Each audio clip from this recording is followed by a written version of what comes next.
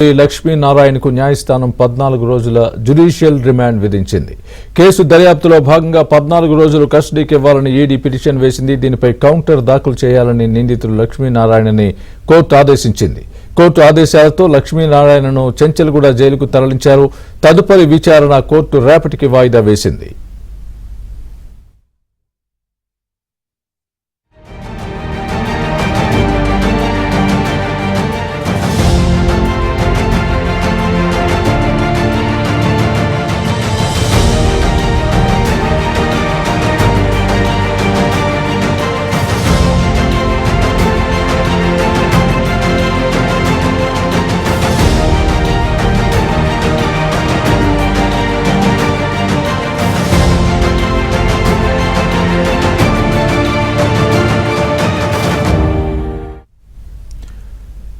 సాహితీ group infra MD లక్ష్మీనారాయణకు న్యాయస్థానం 14 రోజుల జ్యుడిషియల్ రిమాండ్ విధించింది. కేసు దర్యాప్తులో భాగంగా 14 రోజుల కస్టడీకి ఇవ్వాలని ఈడీ పిటిషన్ వేసింది. దీనిపై కౌంటర్ దాఖలు చేయాలని నిందితులు లక్ష్మీనారాయణను కోర్టు ఆదేశించింది. కోర్టు ఆదేశాలతో లక్ష్మీనారాయణను చెంచల్గూడ జైలుకు తరలించారు. తదుపరి విచారణ కోర్టు రేపటికి వాయిదా వేసింది.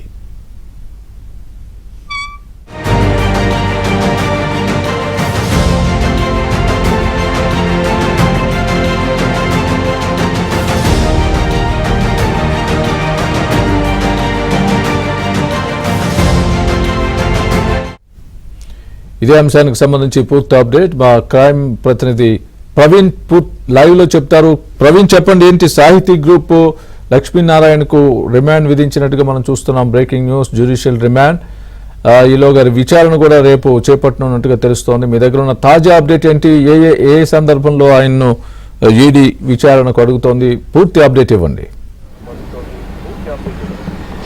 అయితే ఇప్పటికే సాహితీ ఇన్ఫ్రా లక్ష్మీనారాయణ కొద్ది నిమిషాల క్రితమే న్యాయస్థానం ముందు హాజరుపరచడం జరిగింది. అయితే 14 రోజుల పాటు రిమాండ్ కూడా విధించడం జరిగింది. అయితే ఈడీ అధికారులు ఇప్పటికే కస్టడీ పిటిషన్ దాఖలు చేశారు.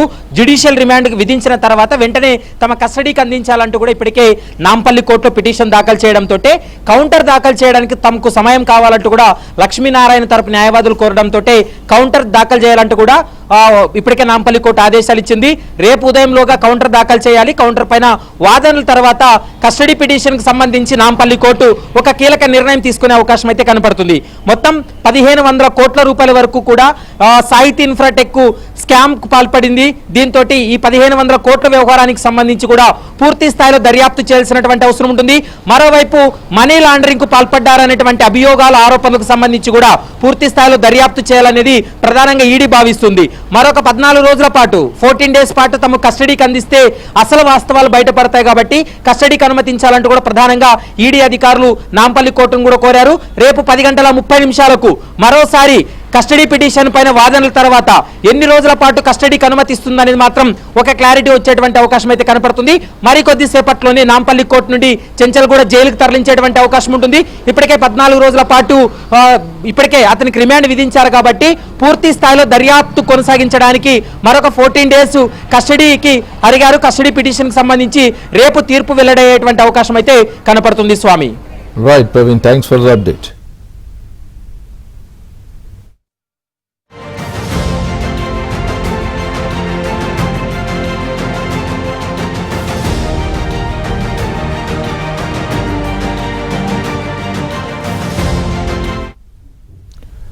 సాహితీ గ్రూప్ ఇన్ఫ్రా ఎండీ లక్ష్మీనారాయణకు న్యాయస్థానం 14 రోజుల జ్యుడిషియల్ రిమాండ్ విధించింది. కేసు దర్యాప్తులో భాగంగా 14 రోజులు కస్టడీకి ఇవ్వాలని ఈడీ పిటిషన్ వేసింది. దీనిపై కౌంటర్ దాఖలు చేయాలని నిందితులు లక్ష్మీనారాయణను కోర్టు ఆదేశించింది.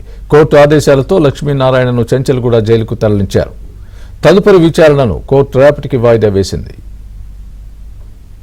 రోజు ఈడీ వచ్చి ఇప్పుడు ఇది పిఎంఎల్ఏ యాక్ట్ కింద మనీ లాండరింగ్ అయిందని చెప్పి ఆయన అరెస్ట్ చేయడం జరిగింది నిన్న నైట్.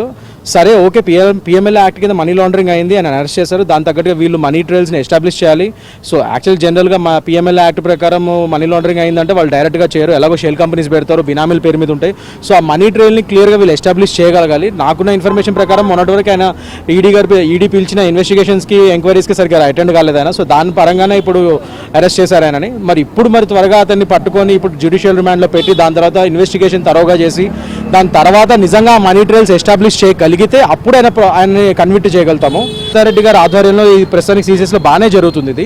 సో దీన్ని త్వరగా ఒక కొలికి తీసుకురావాలని కూడా నేను ఈ విధంగా ఈ ప్రెస్ పరంగా నేను ఇవాళ రోజు పేర్కొంటున్నాను అండ్ కోరుతున్నాను శ్వేతారెడ్డి గారిని. At the same time CCS వాళ్ళు at the same time Phoenix group, Omics group and Kolasani Srinivas వీళ్ళు కూడా ఈ సాహితీ శర్వాణి ఇలా ముఖ్యంగా నేను చేసే కేసు సాహితీ శర్వాణి ఇలా ఈ 23 acres ప్రాజెక్ట్ ఏదైతే అమీన్పూర్ పటాన్చెరు దగ్గర ఉందో అక్కడ 23 acres కేవలం 10 acres మాత్రమే కంపెనీ పేరు మీద ఉంది. మిగతావన్నీ ఒమిక్స్ గ్రూప్కి ఇందులో ఒక 4 acres, ఇంకో కొలసాని శ్రీనివాస్ ఒమిక్స్ గ్రూప్కి ఇందులో 9 acres, కొలసాని శ్రీనివాస్ గారికి ఒక 4 acres, ఇట్లా ఇతర ఇంకా ఫినిక్స్ కూడా వీళ్ళు కొన్ని ట్రాన్సాక్షన్స్ జరిగాయి ఫినిక్స్ సంస్థకు కూడా.